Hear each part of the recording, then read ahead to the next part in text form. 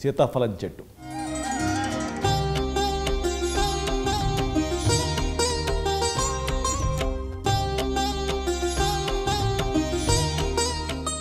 ప్రకృతి ప్రసాదించిన అపురూపమైన పండ్లలో సీతాఫలం ఒకటి మీకు తెలిసిందే. దీని రూపురేఖలే మనసుని దోచుకుంటాయి.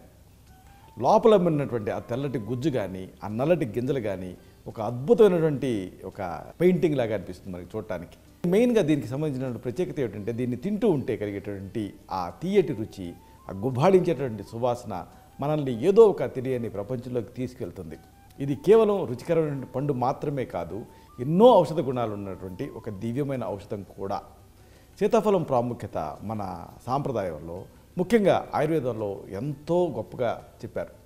దీన్ని సంస్కృతంలో శుభ అని లేకపోతే గంధగాత్ర అని ఇలాంటి పేర్లతో పిలుస్తారు. అసలు సీతాదేవి పేరుతోటే ఈ సీతాఫలం ఉందంటే దీని ప్రాధాన్యత, దీని ప్రాముఖ్యత మనకు అర్థమవుతూ ఉంటుంది. ఒకటి, దీన్ని తినాలంటే సీతాదేవిలాగా ఓర్పు ఉండాలి అనేది ఒకటి. అలాగే కష్టాల నుంచి బయటపడేటువంటి శక్తి దీనికి ఉంది అనేటువంటి అర్థం మరొకటి.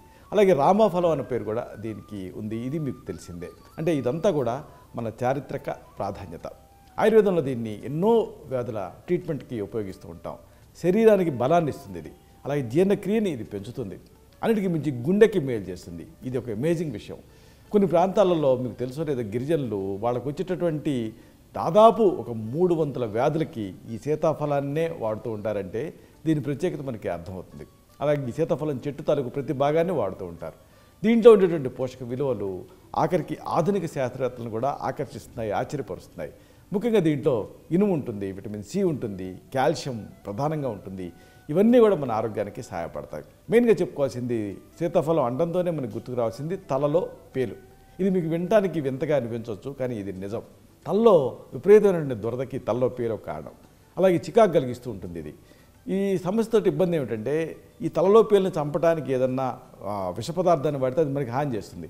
అలా కాకుండా కేవలం తలలో పేలుని మాత్రమే చంపాలి. దానికి సీతాఫలం తాలూకు ఆకులు ఉపయోగపడతాయి, అలాగే గింజలు కూడా ఉపయోగపడతాయి. ఈ గింజలకి ఈ పేలుని తగ్గించే శక్తి ఉంది. గింజల్ని నీళ్లు చేర్చి మెత్తగా ముద్దలాగా రుబ్బుకోవాలి లేదా నూరుకోవాలి. దీన్ని రాత్రి పడుకునే ముందు ఈ ముద్దని తల వెంట్రుకలకి, కుదుళ్ళకి, తల చర్మానికి బాగా పట్టించాలి. ఉదయాన్నే తల స్నానం చేసేయాలి. దీన్ని ఇలాగ 1 లేదా 2 సార్లు చేస్తే చాలు, ఈ తలలో పేలు చచ్చి పడిపోతాయి. సీతాఫలం గింజలలో రసాయన పదార్థం ఉంటుంది. ఇది ఆ పేలు అలాగే ఆ ఈపులు వీటి నుంచి మనల్ని కాపాడుతుంది. అంటే నాడీ వ్యవస్థ పైన ఇది ప్రభావం చూపిస్తుంది, వాటిని నశింపజేస్తుంది. ఆయుర్వేదంలో దీనికి క్రిమిజ్ఞ అనేటువంటి గుణం చెప్పారు. అంటే క్రిముని నాశనం చేసే తత్వం అని. ఇది గినియావాము కొన్ని ప్రాంతాలలో మన తెలుగు రాష్ట్రాల్లో కనిపిస్తూ ఉంటుంది. కాళ్ళు, చేతులు లేదా శరీరంలో ఇతర భాగాలపైన బాధాకరమైనటువంటి బొబ్బ లేదా పుండు అనేది ఏర్పడుతుంది ముందు. ఇక దాని నుంచి ఆ సన్నటి ఆ పురుగు బయటకు వస్తూ ఉంటుంది. తీవ్రమైనటువంటి నొప్పి ఉంటుంది దీంట్లో, నారి కురుపులో వాపు, దురద కూడా ఉంటాయి. సాధారణంగా ఇది ఒక ప్రత్యేకమైనటువంటి పరాన్న జీవి వల్ల ఇది వస్తూ ఉంటుంది. ఇది కలుషితమైనటువంటి నీళ్ళని తాగటం వల్ల కూడా వచ్చేటువంటి రిస్క్ ఉంటుంది. ఈ పురుగుగా మారి ఈ సమస్య ఆ తర్వాత విపరీతమైనటువంటి దురదకి కారణం అవుతూ ఉంటుంది. అప్పుడు సీతాఫలం ఎలా ఉపయోగపడుతుంది అంటే ఇక్కడ మీకు ఉపయోగపడేది సీతాఫలం ఆకులు. సీతాఫలం ఆకుల్ని నీళ్లు కలపకుండా మెత్తగా రుబ్బుకోండి లేదా నూరుకోండి. ఇప్పుడు ఈ ముద్ద అవుతుంది కదా, దీన్ని ఆ నారి కురుపు ఎక్కడ తయారైందో అక్కడ ఆ ప్రదేశంలో అప్లై చేసి కట్టండి. ఇది పురుగు బయటికి రావడానికి, పుండు మానటానికి మీకు సహాయపడుతుంది. ఇంకోటి, పిల్లల్లో మనం చూసేది పాల ఉబ్బసం, అలాగే దగ్గు. ఇలాంటి సందర్భాల్లో కూడా ఈ సీతాఫలం చెట్టు ఉపయోగపడుతుంది. పిల్లల్లో ఈ శ్వాస తీసుకోవడంలో ఇబ్బంది కలుగుతూ ఉంటుంది. తల్లిదండ్రులేమో బాగా టెన్షన్ పడిపోతూ ఉంటారు. పిల్లల్లో పిల్లి కోతలు, దగ్గు, అలాగే ఛాతి పట్టేసినట్టు ఉండటం ఇలాంటివి పాల ఉబ్బసంలో కనిపిస్తూ ఉంటాయి. ఇలాంటప్పుడు సీతాఫలం ఎలా ఉపయోగపడుతుందంటే దాని మాను మీకు ఉపయోగపడుతుంది. సీతాఫలం మాను బెరడ్ని సేకరించి పొడి చేసుకోవాలి. ఈ పొడిని పూటకి 2 గ్రాముల మోతాదుగా తేనెతో కలిపి లోపలికి ఇస్తూ ఉండాలి పిల్లలకి. ఇది పిల్లల్లో వచ్చేటటువంటి పాల ఉబ్బసానికి, అన్ని రకాల దగ్గులకి ఒక మంచి మందు కింద పనిచేస్తుంది. ఎందుకంటే ఈ మాను బెరడ్లో ఉండేటటువంటి ఆల్కలాయిడ్స్ ఆ శ్వాసనాళాన్ని వికసింపజేసి శ్వాసను సులభతరం చేస్తాయి. ఇంకోటి, పుళ్ళు, గాయాలు ఇలాంటి సందర్భాలలో కూడా ఈ సీతాఫలం చెట్టు చాలా అద్భుతంగా పనిచేస్తుంది. చర్మం పైన కానీ లోపల కానీ ఏర్పడేటటువంటి ఓపెన్ వూండ్స్ అనేవి ఇబ్బంది పెడుతూ ఉంటాయి. దీంతో ఇన్ఫెక్షన్, సెకండరీ ఇన్ఫెక్షన్ ఇలాంటివన్నీ వస్తూ ఉంటాయి. నొప్పి, వాపు, ఎరుపుదనం, ఆఖరికి స్రావాలు ఇలాంటి అనుబంధ లక్షణాల కింద కనిపిస్తూ ఉంటాయి. సాధారణంగా ఈ గాయాలు దెబ్బలైనప్పుడు ఏం జరుగుతుంది అనుకుంటే కోసుకుపోయినప్పుడు సెకండరీ ఇన్ఫెక్షన్ వస్తుంది.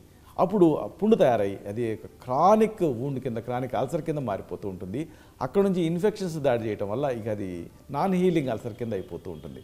శుభ్రత లోపించడం ఒక ప్రధాన సమస్య. ఈ సమస్యను ఎక్కువ చేస్తుంది. అయితే మరి సీతాఫలం చెట్టు ఎలా ఉపయోగపడుతుందంటే, ఇక్కడ మీకు పండిన సీతాఫలం పండు తాలూకు గుజ్జు ఉపయోగపడుతుంది. దీంట్లో కొద్దిగా ఉప్పు కలపాలి. అండిన బాగా పండినటువంటి సీతాఫలం గుజ్జు ప్లస్ ఉప్పు రెండు కలిపి మెత్తగా చేసుకోవాలి. దీన్ని మిశ్రమాన్ని క్రానిక్గా మానకుండా ఇబ్బంది పెట్టేటటువంటి ఆ పుండ్ల మీద రాయాలి, వుండ్స్ మీద అప్లై చేయాలి. అలాగే సీతాఫలం ఆకుల్ని నీళ్లు కలపకుండా మెత్తగా ముద్దగా నూరి ఈ ముద్దని ఆ గాయాల మీద, పుండ్ల మీద అప్లై చేయాలి, లేపనం చేయాలి. తర్వాత కట్టు కట్టాలి. ఇలా చేస్తూ ఉంటే ఆ గాయం, పుండు త్వరగా మానుతాయి. అలాగే దీనికి అనుబంధంగా సీతాఫలం ఆకులు ఉంటాయి కదా, వాటిని ఎండబెట్టండి, పొడి చేయండి. ఒక వాడేసిన పౌడర్ డబ్బాలో ఆ పొడిని వేసి డస్టింగ్ పౌడర్ లాగా చిలకరించండి. దీంతో కంప్లీట్గా ఈ పుండ్లు అనేవి మానుతాయి. ఇంకొక అమేజింగ్ విషయం మీకు చెప్పాలి. అప్పుడప్పుడు ఎమర్జెన్సీ లాగా స్పృహ తప్పి పడిపోతూ ఉంటారు. అన్కాన్షియస్నెస్ మీరు చూస్తూ ఉంటారు కొంతమందిలో. మూర్ఛలు కానీ, తలకి దెబ్బ తగలటం కానీ, లేకపోతే రక్తంలో చక్కెర స్థాయిలు తగ్గటం కానీ లేదా పెరగటం కానీ, ఇంకా గుండె పోటు, పక్షవాతం, మెదడు సంబంధిత సమస్యలు, ఇలాంటి అన్నిట్లోనూ ఈ స్పృహ తప్పి పడిపోతూ ఉంటారు. సింకోపియల్ అటాక్ వస్తుంది. ఇలాంటప్పుడు సీతాఫలం ఆకులు మీకు ఉపయోగపడతాయి. అంటే ఏ నిర్జన ప్రదేశంలోనూ ఉన్నారు, ఏ పల్లెటూరులోనూ ఉన్నారు, ఆ వైద్య సహాయం అందదు. అలాంటప్పుడు ఏం చేస్తారు? తిరిగి స్పృహ తెప్పించి ఆ తర్వాత వైద్య సహాయం కల్పించాలి. దానికి ఫస్ట్ ఎయిడ్ లాగా సీతాఫలం ఆకులు మీకు ఉపయోగపడతాయి. వీటిని మెత్తగా నూరి ముద్దగా చేసుకోవాలి. స్పృహ తప్పి పడిపోతారే, అలాంటి ఆ వ్యక్తి ముక్కు దగ్గర ఈ ముద్దను పెట్టి వాసన చూసేలాగా మీరు చేయాలి. దీంతో ఏం జరుగుతుంది? సీతాఫలం ఆకుల్లో ఉండేటువంటి కొన్ని రసాయనాలు నర్వస్ సిస్టమ్ మీద ప్రభావం చూపిస్తాయి, మెదడుని ఉత్తేజపరుస్తాయి. దీంతో స్పృహలోకి రావడానికి ఇవి సహాయపడతాయి. ఇంకోటి విరేచనాలు, జగట విరేచనాల్లో కూడా ఈ సీతాఫలం ఉపయోగపడుతుంది. అంటే పల్చటి విరేచనాలు అవటం, 1-2 సార్లు కంటే ఎక్కువ అవటం, అలాగే జగటుతో కూడినటువంటి విరేచనాలు అవటం, ఇవన్నీ ఇన్ఫెక్షన్కి సూచన. ఇలాంటప్పుడు పచ్చిగా ఉన్న సీతాఫలం కాయని సేకరించండి. దీని లోపల గుజ్జు ఉంటుంది కదా, దాన్ని ఎండబెట్టి పొడి చేసుకోండి. ఈ పొడిని చక్కెరతో కలిపి రోజుకి ఒకసారి దీన్ని 2 నుంచి 3 చెంచాలు పాలతోటి కలిపి ఇంటర్నల్గా తీసుకోవాలి. ఇది ఆ రక్త విరేచనాన్ని తగ్గిస్తుంది. అలాగే ఆ పచ్చి సీతాఫలం కాయని ముద్దగా నూరి తినిపిస్తే విరేచనాలు, జగట విరేచనాలు కూడా కంట్రోల్ అవుతాయి. ఆకులు కూడా విరేచనాలు తగ్గించడానికి సహాయపడతాయి. ఈ ఆకుల్ని నీళ్ళకి వేసి మరిగించి కషాయం కింద తయారు చేసి ఇవ్వచ్చు. ఇలా చెప్పుకుంటూ పోతే ఎన్నైనా చెప్పుకోవచ్చు. 1 కాదు, 2 కాదు, అద్భుతమైనటువంటి ఔషధ విలువలు దీనికి ఉన్నాయి. చివరిగా ఒక మాటని మీకు మనవి చేయాలి. సీతాఫలాన్ని మనం సాధారణంగా రుచికరమైనటువంటి పండుగ, సీజనల్గా మాత్రమే వాడటానికి అలవాటు పడ్డాం. అయితే అలా కాకుండా దీని ఆకులు, కాయలు, అలాగే పళ్ళు, వేళ్ళు, చెక్క, ఇవి సీజన్తో సంబంధం లేకుండా అన్ని సందర్భాల్లో మనకు దొరుకుతూనే ఉంటాయి. కాబట్టి అన్నిటికీ ఈ వైద్య ప్రయోజనాలు, ఇతర ప్రయోజనాలు ఉన్నాయి. కాబట్టి దీన్ని సంవత్సరం పొడుగుతా వాడుకోవచ్చు. మన ఆరోగ్యాన్ని కాపాడుకోవడానికి సీతాఫలం అనేది ఒక నమ్మకమైనటువంటి నేస్తం అని మీరు గుర్తుంచుకోవాలి.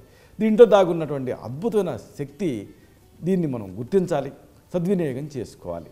ఈ అపురూపమైనటువంటి పండుని, ఈ చెట్టుని కేవలం ఏదో రుచి కోసం మాత్రమే కాకుండా ఆరోగ్యం కోసం కూడా మనం ఉపయోగించుకోవటాన్ని అలవాటు చేసుకుందాం.